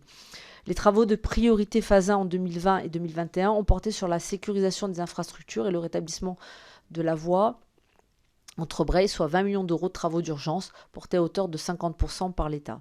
En priorité 2 en 2022, on poursuit cette sécurisation avec le confortement de berges, des curages, la création d'accès, des aménagements divers. Dans les 2 cas, il s'agit de travaux sur des gares, des tunnels, des viaducs, des remblais. Les travaux de priorité 3, c'est ce que nous allons vivre maintenant, s'effectueront avec le prochain contrat de plan État-Région. Le coût total des travaux ferroviaires a été jusqu'à présent 31 millions d'euros, dont 25 sur l'axe Breil-Tende et 5 millions sur l'excession Tende, Cuneo, Breil, Ventimille. Concernant les réseaux d'eau, qui ont effectivement été aussi énormément impactés, il existe un syndicat mixte pour les inondations, l'aménagement et la gestion de l'eau qui s'appelle le SMIAGE Maralpin, qui a joué un rôle extrêmement important. Philippe Rada l'a rappelé tout à l'heure. On a même certainement, avec ce plan d'évacuation qui avait été mis en place 15 jours avant, peut-être sauvé là aussi encore des vies. Ça a permis un entraînement en temps réel très peu de temps avant la tempête. Dès le 9 octobre, le SMIAGE était en mesure d'évaluer les premiers dégâts et les chantiers prioritaires, à savoir la reconstruction d'un cordon de blocs sur la Roya pour protéger Breil d'éventuelles nouvelles crues et conforter la route départementale. Sur la Vésubie, plus d'1 kilomètre d'ouvrages hydrauliques devaient être reconstruits ou réparés. À Saint-Martin, par exemple, tous les ouvrages ont disparu sur 150 mètres et à Roquebillière, un système d'endiguement a été emporté sur 490 mètres. L'inventaire complet a duré 3 mois avec des patrouilles de terrain et des partenariats. Par exemple, il y a eu les équipes de restauration en montagne de l'Office national des forêts et le montant des réparations a été évalué à 100 millions d'euros pour la Vésubie et 60 millions pour la Roya. Sur la base de plusieurs arrêtés préfectoraux portant déclaration d'intérêt général et reconnaissance du caractère d'urgence, des travaux de rétablissement du libre écoulement des eaux, le SMIAGE a passé des lettres de commande sans procédure de marché public, en particulier pour ôter les embâcles obstruant les cours d'eau. Afin de sécuriser juridiquement les procédures, un régime de portée à connaissance préalable a été mis en place afin d'identifier les travaux, leur nature et leur impact. La question de l'eau, qui concernait tant l'approvisionnement en eau potable que la sécurité des personnes et des biens, a posé la question de l'adaptation des outils réglementaires et financiers en cas de nouvelles crues. 1 an après la tempête Alex, le SMIAGE estimait qu'il n'avait pu mettre en sécurité tous les habitants des vallées car les programmes d'action et de prévention des inondations prennent 1 à 2 ans avant d'être conçus. Le préfet à la reconstruction, Xavier Pelletier, a appelé fin 2021 à définir une doctrine nationale de gestion des reconstructions avec un cadre global de traitement et une capacité à réaliser plus rapidement les aménagements. Le rétablissement de l'eau courante a toutefois été assuré dès janvier 2021, la chance des vallées étant de disposer de nombreuses sources dont la captation a été possible. En revanche, il reste des travaux considérables à conduire sur les stations d'épuration. Ces travaux seront achevés en 2024 ou 2025 et les stations seront remises aux normes alors qu'elles ne l'étaient pas avant la tempête. Concernant les télécommunications, un point extrêmement important puisque, comme on vous l'a indiqué, il y a des communes qui sont restées extrêmement impactées par ce manque de communication puisque la préfecture a eu beaucoup de mal à pouvoir les joindre. Donc c'est un problème vital sur lequel il y aura vraiment des mesures que nous préconiserons en fin de rapport. L'absence de télécommunication a constitué le principal problème. La seule expérience passée d'une telle ampleur avait été celle de l'ouragan Irma aux Antilles. Même si elle avait été affrontée par de fortes intempéries, comme on a pu en avoir en 2010 ou à Cannes en 2015, jamais on n'avait connu une telle ampleur. Lors de la phase d'urgence, c'est la métropole et non l'opérateur téléphonique a fourni des téléphones satellitaires qui étaient le seul moyen de communication, permettant notamment à la gendarmerie nationale de disposer de ce matériel le 9 octobre. L'absence d'électricité constituait le principal problème. Dans un tel cas, le rétablissement d'un réseau mobile fonctionnant en mode dégradé est réservé aux services publics les plus essentiels, exigeant en effet une liaison satellitaire qui a besoin d'une source d'énergie, le plus souvent un groupe électrogène. Les communes n'en disposaient pas, ni dans la Vésubie, ni dans la Tinée, ni dans la Roya. Le plus souvent, on a eu des coupures jusqu'à 48 heures. À titre de comparaison, un refuge de montagne est souvent mieux équipé sur ce plan qu'une commune puisqu'il dispose d'une batterie solaire et d'un téléphone satellitaire. Orange a souhaité tirer les leçons de la tempête et son département chargé des adaptations au changement climatique a testé le 19 janvier 2023 à Breil, dans la vallée de la Roya, et le 23 janvier à Venançon, dans la vallée de la Vésubie, un réseau Wi-Fi à très haut débit à partir d'une liaison satellite alimentée de manière autonome par des batteries d'une autonomie de 10 heures. Un groupe électrogène peut ensuite prendre le relais. Le point d'accès Wi-Fi a été placé près de la mairie, le dispositif technique tenant dans le volume d'une valise. Il a été testé par les habitants. Avec ce système, tout téléphone portable peut devenir à ce moment-là un téléphone satellitaire. Concernant l'électricité, il convient de rappeler qu'Enedis, gestionnaire du réseau d'électricité, devait intervenir sur l'ensemble des parties du territoire français touchées par la tempête. Celle-ci a d'abord frappé la Bretagne avant de s'abattre sur les Alpes-Maritimes. Le distributeur a donc pu opérer des interventions d'urgence en plusieurs points du territoire, en recourant notamment dans la région niçoise à sa force d'intervention rapide électricité. Par exemple, les équipes d'Enedis Vosges ont renforcé leurs collègues de la Côte d'Azur en apportant à la fois un renfort humain et une expertise en téléphone satellitaire. Parce que je le souligne à ce moment, il faut savoir qu'un téléphone satellitaire, si on n'en a pas l'habitude, et c'est les remontées qu'on a eues des maires, c'est extrêmement difficile à utiliser. Donc il y avait besoin d'explications. Or, on les a amenés en urgence et ils n'avaient pas forcément la formation. Donc ça a été un gros souci. C'est pour ça que dorénavant, toutes les communes des vallées auront des téléphones satellitaires avec une formation adaptée. Pour les vallées de la Roya, de la Tinée et de la Vésubie, 12 000 foyers ont été privés d'électricité et les capacités de production des centrales hydroélectriques de Roquebillière et de Breil ont été affectées. Les réseaux étant coupés, Enedis a pu s'appuyer sur les pilotes du service des travaux par hélicoptère de RTE. Des groupes électrogènes ont ainsi été transportés vers les villages pour rétablir le courant dans les services publics essentiels. Dans un second temps, des câbles ont été installés, comme sur le chantier, pendant plusieurs mois pour procéder au remaillage du réseau, mais Enedis et RTE avaient établi dès le 8 octobre le courant pour 9000 foyers. C'est une performance remarquable car il convient de souligner et de saluer tant l'accès aux vallées était difficile. C'est pas clair. Troisième point, je reviens, j'essaie d'être rapide, mais c'est vrai qu'on a beaucoup de points à aborder. Vous voulez que je sois un peu plus bref, Monsieur le Président ? Si ça vous dérange pas, parce qu'en fait, il va y avoir pas mal de questions par la suite. Donc, je pense que vous pourrez revenir sur tous ces points. Alors, je vais essayer d'être rapide. Vous savez ce que je vais faire ? Je vais pas lire les notes. Je vais essayer de faire très rapidement. Je vous en prie. Parce que c'est un point important là quand même, rapidement. Le rôle des marchés publics, de manière très, on va dire, succincte. Il y a eu 2 types de marchés publics qui ont été mis en œuvre. Des marchés d'urgence sur le département et les marchés à bon de commande classiques qui ont été maintenus par la métropole. Donc il y a eu 2 modes de fonctionnement différents. On va dire qu'au moment où on se parle de retour d'expérience et de ce qu'on a pu auditionner, les 2 types de marchés ont plutôt bien fonctionné. Il y a eu peut-être un peu plus de flexibilité sur le marché de travaux d'urgence, Mais au moment où on vous parle, ce qu'on peut vous dire, c'est qu'il y a eu une grande réactivité et que c'était un point extrêmement positif, qu'il y a eu cette flexibilité sur les marchés. Je vais avancer rapidement. Je vais vous dire 2 mots sur le fonds Barnier. Le fonds Barnier, ce fonds est intervenu à hauteur de 120 millions d'euros. Ce sont des montants jamais atteints en France. Hein. C'est les plus gros montants sur le fonds Barnier.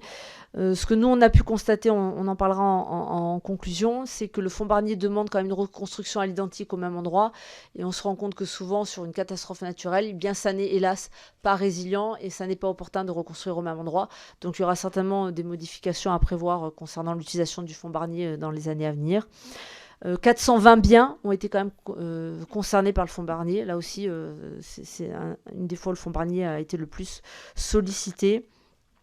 Rapidement, je dis 2 mots sur les compagnies d'assurance quand même. J'accélère, hein, je suis un peu rapide, mais on reviendra peut-être pendant les questions. Il y a eu des difficultés au démarrage. Donc le préfet Xavier Pelletier a pris en main les choses. Il a demandé très rapidement une réunion avec France Assureur parce qu'on avait beaucoup de difficultés à faire un état des lieux. Vous savez que normalement, il y a des délais pour rendre donc, des déclarations aux assurances. Alors là, les sinistrés, certains n'ont pas eu de moyens de communication pendant presque 3 semaines, étaient en incapacité de pouvoir produire des déclarations très rapidement. Donc il y a eu un comité entre le préfet de la reconstruction et France Assureur rapidement.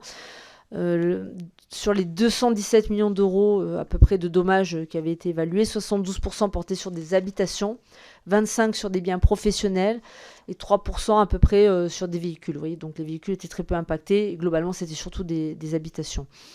Les indemnisations des biens inhabitables peu endommagés ont été assez rapides.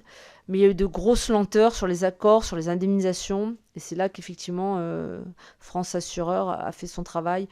Et au final, il y a eu moins de 3% aujourd'hui de personnes non indemnisées ou sur lesquelles potentiellement il peut y avoir des contentieux. Donc c'est quand même relativement faible. Il faut noter que les élus locaux ont également beaucoup épaulé les administrés auprès de France Assureur, ne serait-ce que dans la gestion administrative du quotidien des déclarations. Et 6 mois après la catastrophe, les indemnités globalement ont été versées et les maires ont fait un état d'un bilan certes mitigé parce qu'il y a toujours des insatisfactions au niveau des communes sur certains bâtiments qui étaient selon eux pas bien assurés ou mal assurés ou pas pris en compte par les assurances. Mais ça reste quand même à la marge et même si quelques communes sont encore impactées par ces difficultés, globalement, les assurances ont quand même bien fonctionné. Voilà, je vais repasser, j'ai vraiment accéléré, hein. Je vais repasser la parole à Philippe Pradal qui va dire 2 mots de conclusion. T'en prie, Philippe, vas-y. Merci. Je vais continuer à accélérer. Conclusion en 13 points qui démontrent que nous ne sommes pas superstitieux. Premier point, la prévision météorologique a bien fonctionné et a permis la mise en place de décisions pertinentes par les pouvoirs publics. Second point, la communication s'est avérée être un sujet essentiel, nous l'avons dit, mais donc l'équipement des zones isolées, que ce soit sur le territoire hexagonal ou dans les outre-mer, de téléphones satellitaires régulièrement testés, paraît être une bonne pratique. Dans les territoires où le risque climatique est bien identifié, la duplication de la bonne pratique finlandaise, qui est de recommander à la population d'avoir 3 jours de survie, pourrait être diffusée largement et mise en place. La solidarité privée a joué un rôle très important au placard de la crise tant que les pouvoirs publics n'ont pas eu la possibilité d'agir. Peut-être que la coordination de ces initiatives privées est à envisager dans le cadre d'un plan de gestion du risque. La culture du risque présente dans les Alpes-Maritimes et la présence d'une zone littorale qui n'a pas été affectée, qui avait des moyens, ainsi que la présence d'entreprises dotées de moyens lourds dans les vallées qui ont été impactées, ont certainement joué dans la rapidité des réactions et la capacité de rétablir notamment un réseau routier secondaire assez rapidement. Et enfin, l'apport d'éléments technologiques de type drone ou l'usage des hélicoptères ont été majeurs tant dans le convoiement des moyens que dans l'identification des dégâts. Je laisse la suite de la conclusion à ma co-rapporteure. Oui, très rapidement, ce qu'il faut quand même retenir de cette mission, c'est qu'il y a vraiment eu un dispositif quand même exceptionnel qui a été mis en place. Et je voudrais le redire, je l'ai dit tout à l'heure, mais la nomination d'un préfet chargé à la reconstruction, en la personne de Xavier Pelletier, a été, je pense, le point prédominant sur la rapidité à laquelle on a quand même pu obtenir une reconstruction aujourd'hui qui est quand même assez exceptionnelle. Je tiens à noter effectivement que la reconstruction a porté aussi sur une ambition forte dès le départ de dynamiser l'arrière-pays. Et ça, je crois que c'est aussi un point sur lequel il faut insister. Reconstruire c'est bien, redonner de la vie sur le plan humain à une population qui a été tellement impactée dans son âme et dont on voit dont les plaies sont encore largement ouvertes aujourd'hui. Je crois que c'était aussi le projet ambitieux qui a été mené par l'État et aujourd'hui on s'en rend compte et sur le terrain c'est la meilleure chose et la meilleure décision certainement qui a été prise. Il faudra certainement pouvoir reproduire ce schéma si hélas une autre catastrophe devait arriver. Évidemment personne ne le souhaite. L'association étroite entre les élus locaux et la population aussi est un point important. Psychologiquement, ça a permis de se projeter dans l'avenir et de définir un projet de territoire dont on verra certainement l'aboutissement en septembre et mon collègue Philippe Radal et moi, nous y participerons. Le département des Alpes-Maritimes, cela a été dit tout à l'heure, on a une gestion effectivement du risque qui est peut-être plus importante qu'ailleurs. Là aussi, on a constaté que c'était important d'anticiper. Je donne un exemple, entre la métropole et la CARF, il y avait une différence, il y avait une gestion cellule de crise permanente sur la métropole qui n'existait pas sur la CARF. Et là, on a vu qu'il y avait un impact et une rapidité complémentaire et qui a permis d'aller beaucoup plus vite sur certains points. Dernier point sur lequel je souhaiterais vraiment insister, c'est que pour l'instant, les compagnies d'assurance et de réassurance font face à leurs obligations. Mais il va y avoir une augmentation des primes. Et c'est un point important de la conclusion de notre entretien avec France Assurance la semaine dernière. Il faudra peut-être légiférer pour pas que ces augmentations soient exponentielles quand il y a des catastrophes naturelles. Et ça fait partie des travaux certainement qu'il faudra mener sur le plan législatif. Je repasse la parole à mon... En dernier point de conclusion, culture du risque qui devient une culture de la résilience sont des éléments essentiels dans le traitement de ces crises. On ne sait pas à quoi on se prépare, mais quand on est préparé, ça se passe toujours moins mal. Donc c'est un point aussi marquant qui a été relevé. Juste un petit mot de conclusion pour remercier nos administrateurs. Frédéric Taillé et Clémence, je vais écorcher son nom, Clémence. Merci mille fois, je ne voudrais pas écorcher votre nom. Ils ont été super, on a fait toutes les auditions avec eux et ils ont mené la mission à bien avec nous et on vous remercie pour votre travail. Merci Monsieur le Président.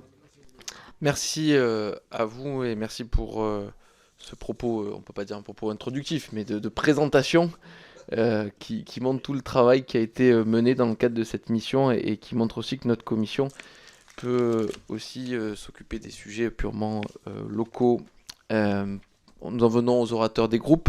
Pour le groupe Rassemblement National, la parole est à Emmanuel Bléry. Oui, merci Monsieur le Président, Madame la co-rapporteure, pardon, Monsieur le rapporteur. Premièrement, merci pour ce travail riche d'enseignement et de renseignements. La tempête Alex qui a frappé le haut pays des Alpes-Maritimes les 2 et 3 octobre 2020 était toujours un traumatisme, je crois, pour toute une région, vous l'avez rappelé. C'est un sujet que je connais bien puisque le 23 octobre dernier, 3 villages de ma circonscription, donc Bucourt, Andecourt, les Canicourt et Maury, ont été frappés par une tornade. Le village de Bucourt a été en partie envolé de la carte et les sinistrés rencontrent aujourd'hui les mêmes difficultés. Je sais les problèmes que vivent certains de nos concitoyens qui ont tout perdu en raison de catastrophes naturelles, inondations, grêles, vents violents. À la détresse matérielle s'ajoute souvent la détresse morale et le découragement face aux procédures administratives, souvent complexes, des assurances, des dossiers à constituer et des procédures administratives nécessaires à la reconstruction. Systématiquement, il manque un document, une formalité ou une autorisation. Le législateur que nous sommes doit rechercher des solutions en vue de simplifier les procédures et lever les blocages réglementaires qui ralentissent la reconstruction. Un autre point, la presse se fait l'écho de soupçons de détournement de fonds publics sur la métropole et de l'interruption des travaux dans la Tinée et la Vésubie. C'est ma première question. Dans quel délai les travaux suspendus vont-ils pouvoir reprendre ? Outre les questions matérielles, certains sinistrés connaissent des troubles liés à la perte de leur lieu de vie et ont besoin d'être accompagnés humainement et administrativement. Quelles sont les conditions à réunir pour expliquer l'initiative mise en place après la tempête Alex dans d'autres territoires qui subiraient des destructions comparables à la suite d'événements climatiques ? Et dernière question, à l'issue de votre mission, quels sont les enseignements majeurs que vous en tirez ? Je vous remercie. Merci pour le groupe La France Insoumise NUPES. La parole est à Gabriel Amar. Merci, Monsieur le Président. C'est en effet à cette étape de nos travaux que j'avais demandé à bien pouvoir prendre la parole. Madame et Monsieur le rapporteur, collègues, une mission flash sur les mesures de reconstruction des 3 vallées des Alpes-Maritimes particulièrement touchées et impactées par la tempête Alex était indispensable. Cette tempête est l'une des plus grandes catastrophes climatiques ayant touché l'Hexagone ces dernières années. Les dégâts sur les équipements publics tels que les réseaux d'eau et d'électricité, les voies de communication et les habitations ont été considérables. Malheureusement, ces catastrophes sont amenées à se reproduire. Le changement climatique est responsable de l'intensification des catastrophes naturelles dans le temps, aussi bien les inondations que les sécheresses. L'hiver dernier, de façon complètement inédite, il n'a pas plu pendant plus de 30 jours. Cette sécheresse ne sera pas sans conséquence et annonce une nouvelle qui sera terrible cet été. Le BRGM nous rappelle que 75% des nappes sur l'ensemble du territoire sont à niveau très bas et trop bas. C'est pourquoi il est absolument nécessaire de faire le bilan de ces catastrophes.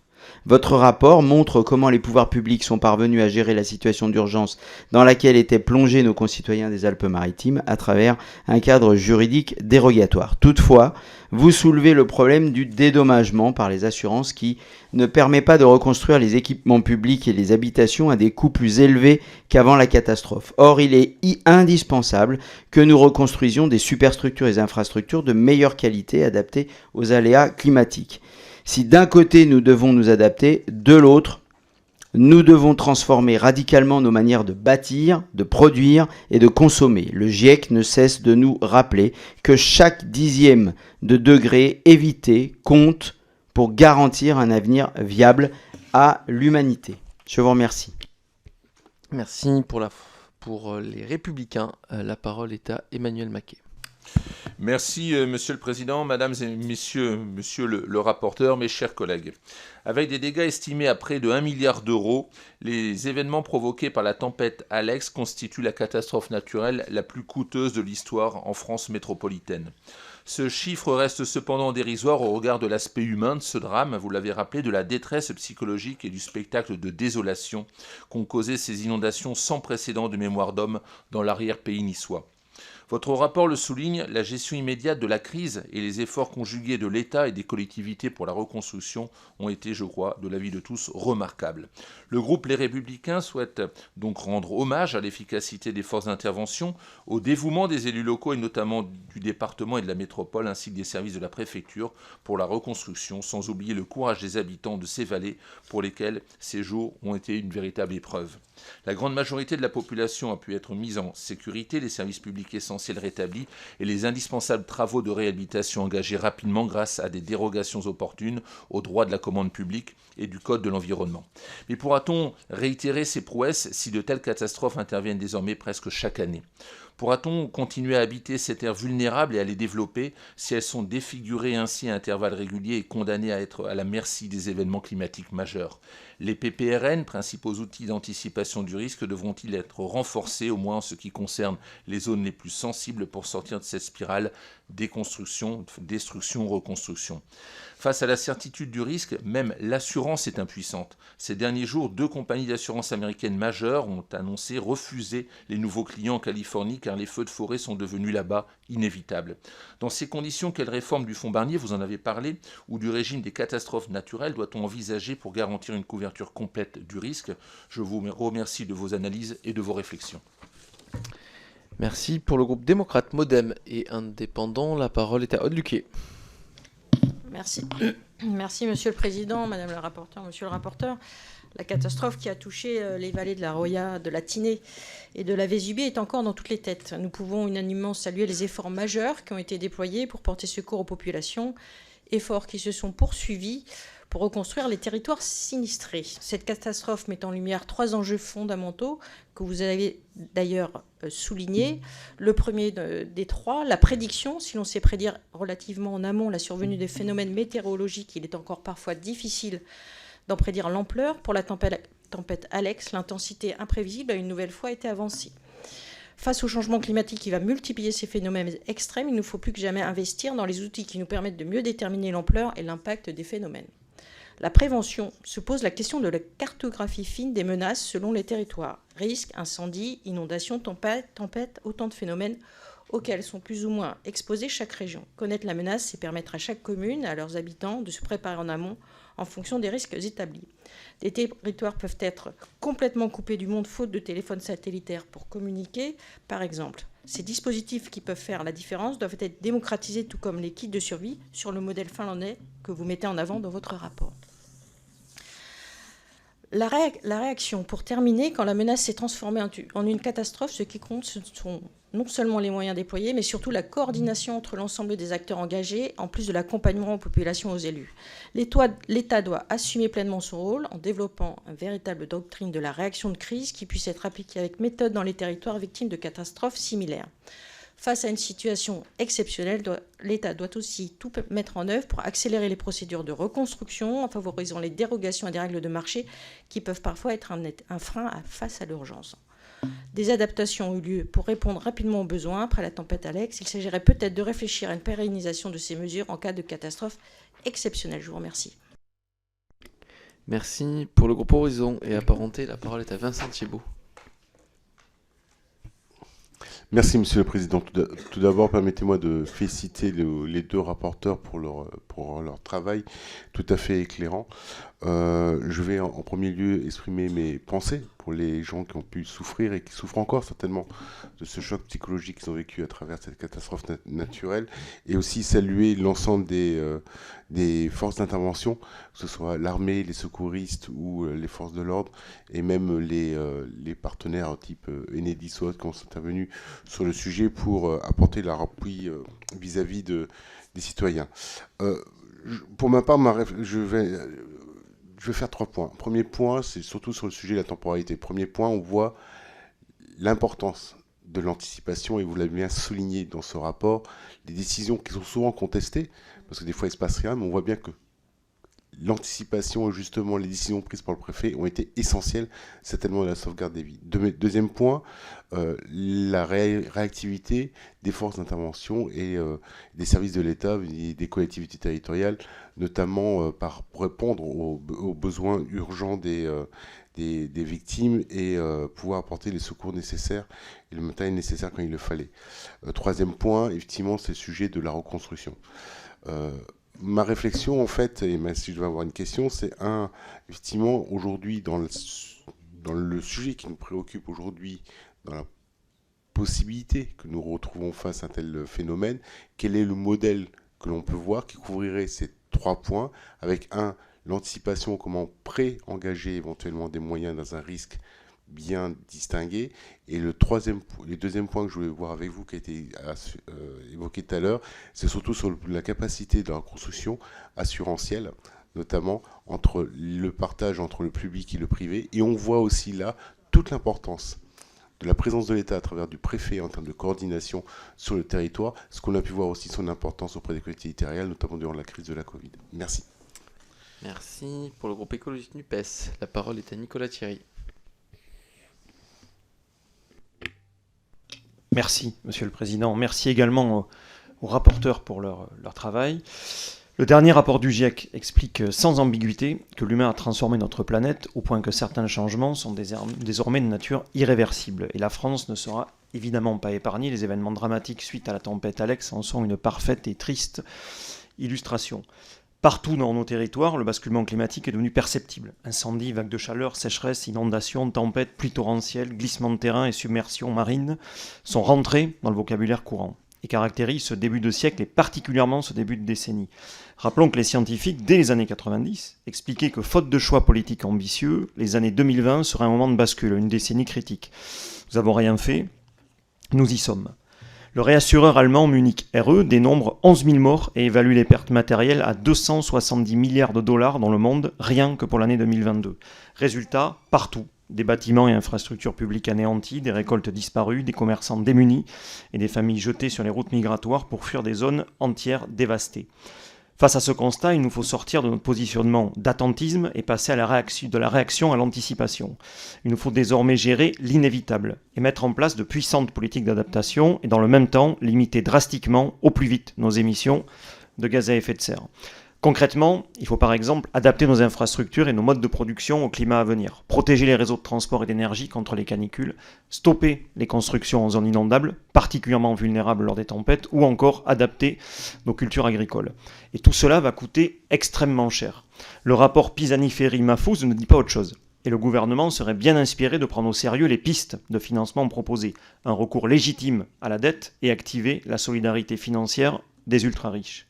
En conclusion, il nous faut dorénavant systématiquement se poser la question des conséquences du nouveau régime climatique dans lequel nous entrons et mettre en place un réflexe d'adaptation pour que toutes les politiques publiques, locales comme nationales, fassent tout pour tenter d'améliorer les capacités de résilience de nos territoires. Merci. Pour le groupe Liberté Indépendant Outre-mer et Territoire, la parole est à M. Topiak. Merci, Monsieur le Président. La tempête Alex a lourdement frappé les vallées de la Roya, de la Tinée et de la Vésubie. Je veux en préambule saluer le courage des habitants qui ont subi ce drame, mais aussi l'ensemble des services de l'État qui ont fait face à cette catastrophe et travaillé à la reconstruction. Vous soulignez dans votre rapport que la reconstruction des infrastructures de base n'est pas définitivement achevée à ce jour. L'action administrative qui bénéficierait jusque-là d'un cadre juridique dérogatoire et d'urgence est revenue à partir de janvier 2022 à des modes d'action de droit commun. Est-ce un problème pour l'avancée des travaux restants? Y a-t-il toujours des infrastructures importantes manquantes? Autre sujet, la question des financements mobilisables. Le fonds de prévention des risques naturels dit fonds Barnier a été mobilisé à hauteur d'environ 100 millions d'euros. Avec quelle efficacité pour ceux qui ont vu leurs biens détruits? Le rythme et le montant des indemnisations a-t-il été à la hauteur? Après la catastrophe est venu le temps de la reconstruction. Une réflexion a-t-elle été menée sur le bâti et les moyens de renforcer l'habitat face aux risques climatiques? Plus globalement, des leçons sont-elles à tirer de cet événement difficile quant à la politique de prévention des risques à mener sur nos territoires?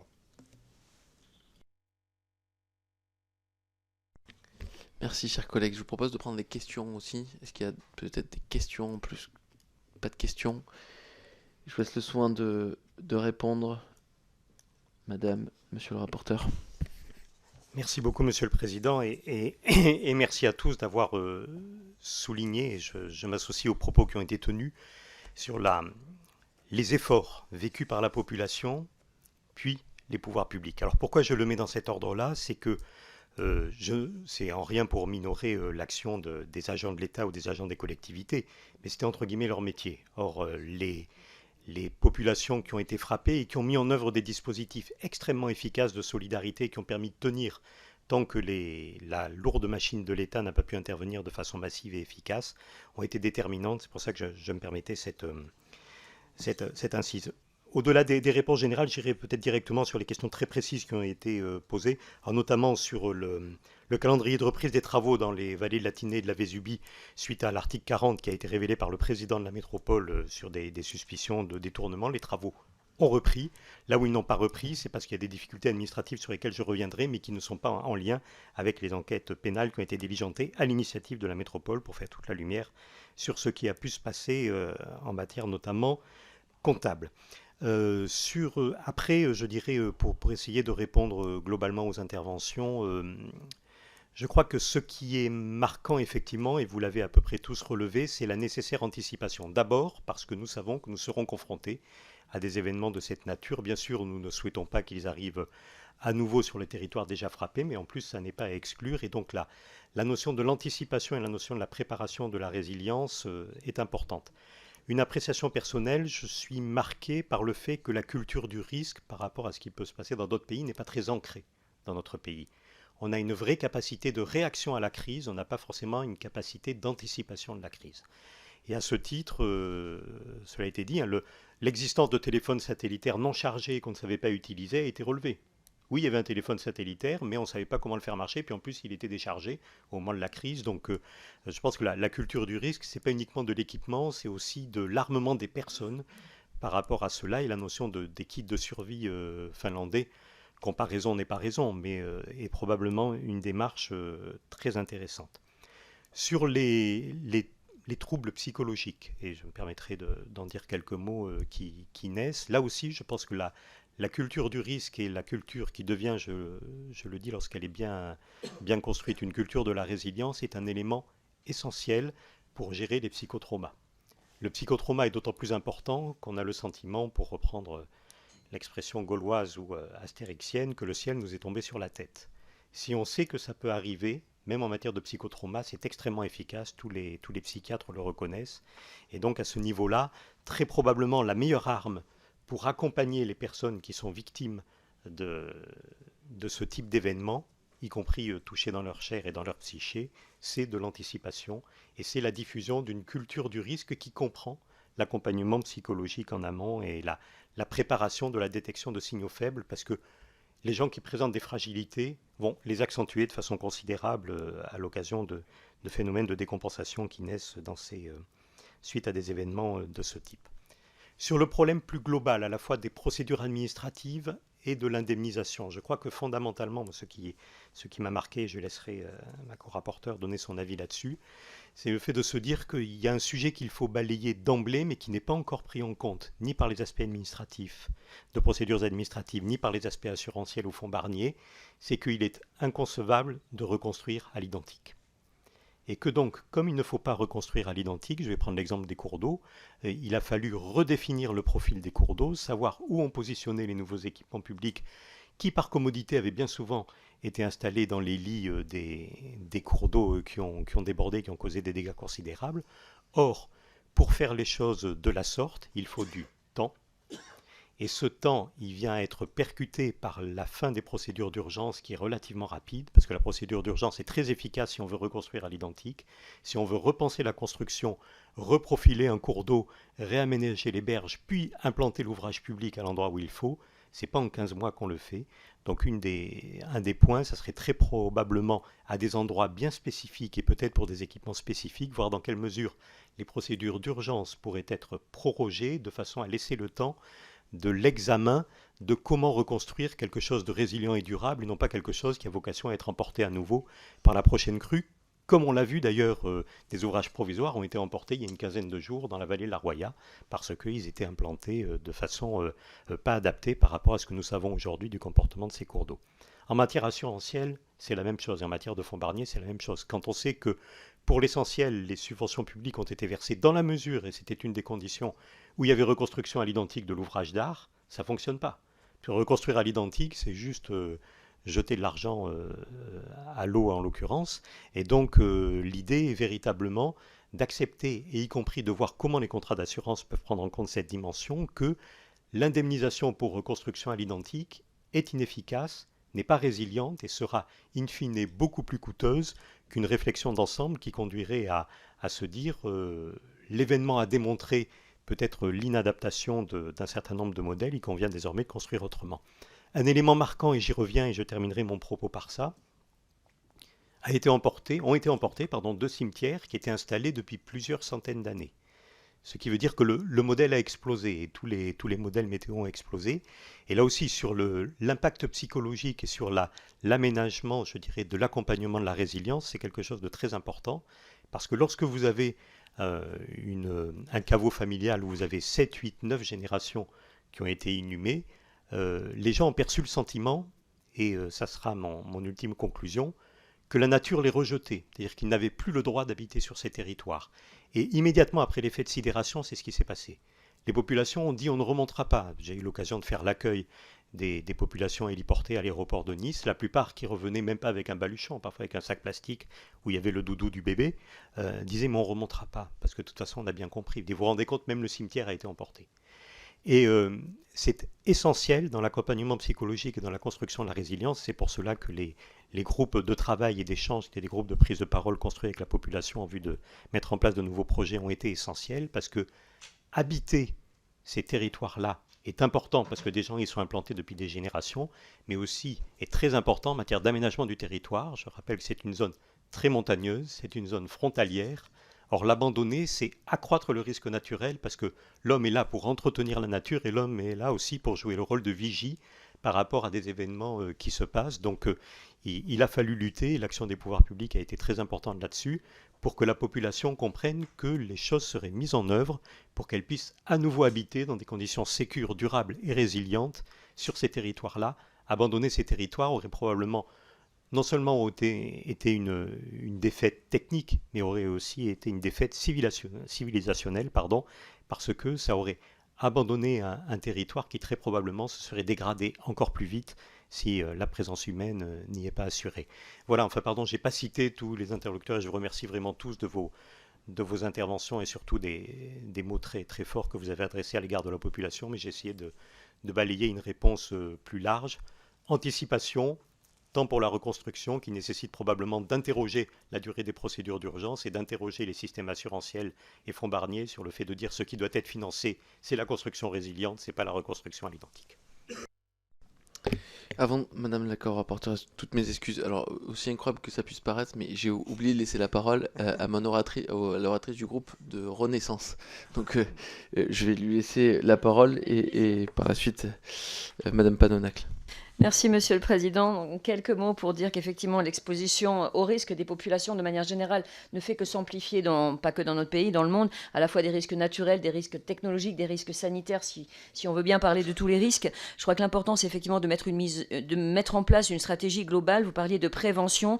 Je peux vous parler rapidement du travail que l'on mène avec le CEREMA dans le cadre du Comité national du trait de côte. Pour eux, la culture du risque est à développer dans ce pays.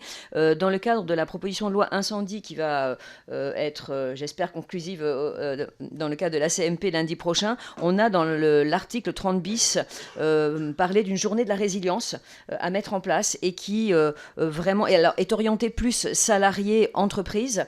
Je crois que c'est important, mais également il faudrait l'étendre sans doute aux écoles, aux enfants. La culture du risque est à développer dès le plus jeune âge.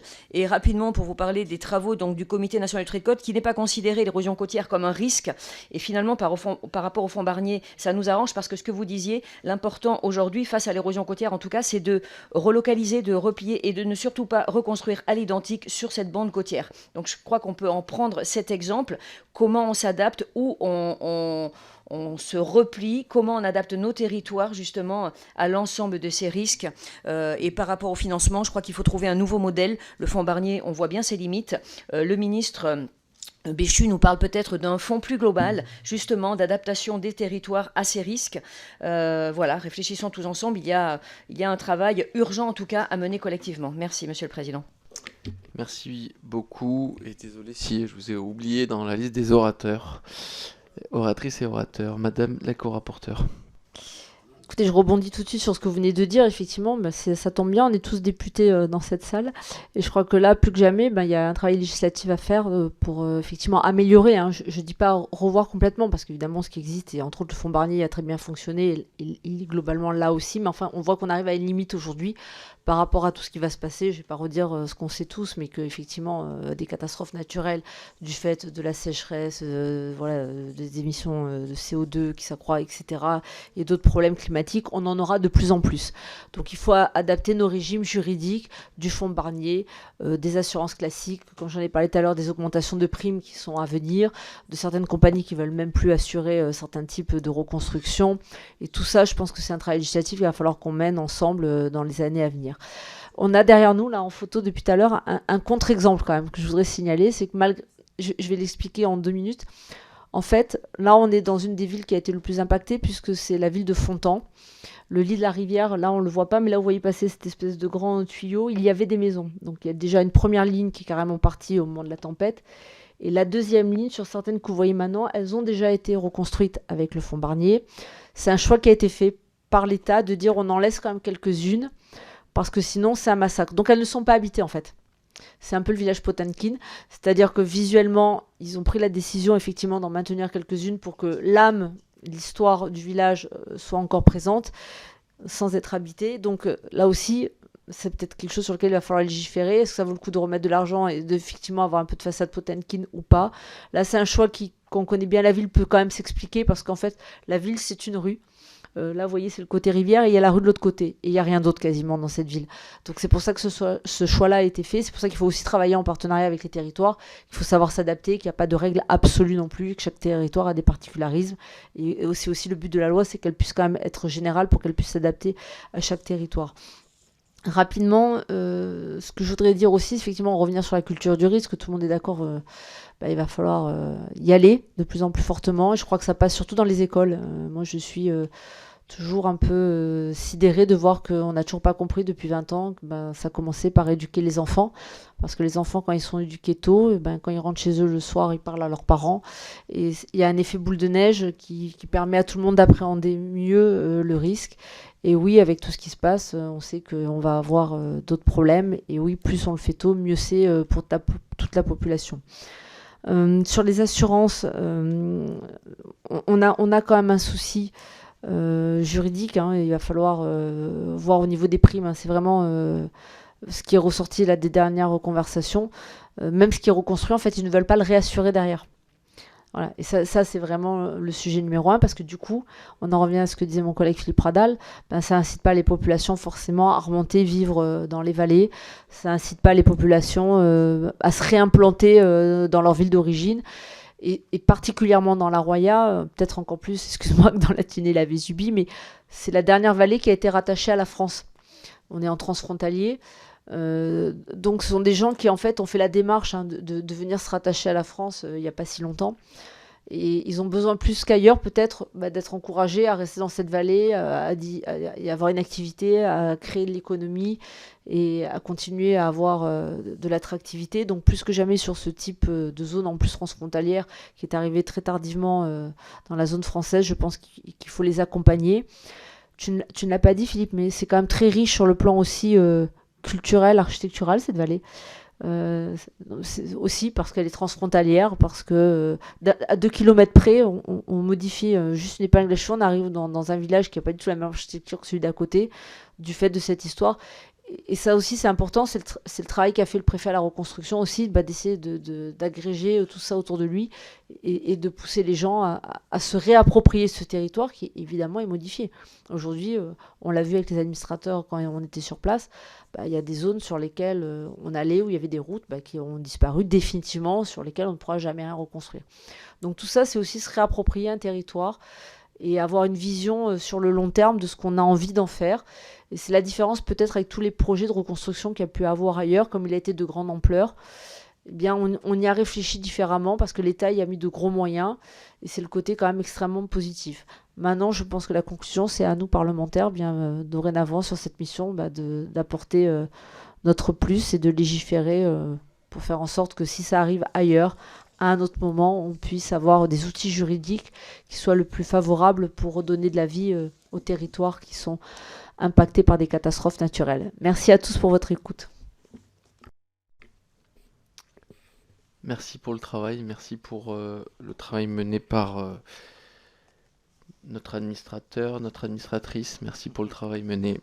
Chers collègues, comme il est d'usage, la communication de ces travaux va être diffusée sur le site internet de la commission. N'hésitez pas à partager auprès des administrés de votre circonscription. C'est important de pouvoir partager le travail mené par cette commission. Nous en venons enfin au 3e point de notre ordre du jour de la matinée, avec l'examen des amendements restant en discussion sur la proposition de loi relative aux services express régionaux métropolitains. Donc il s'agit avant tout, dans une très grande majorité, des amendements où je m'étais engagé auprès de vous à retravailler. Un tableau donc est diffusé, il fait donc la liste des amendements qui vous est proposé d'accepter bien entendu à la discussion en hémicycle. C'est donc l'application de l'article 88.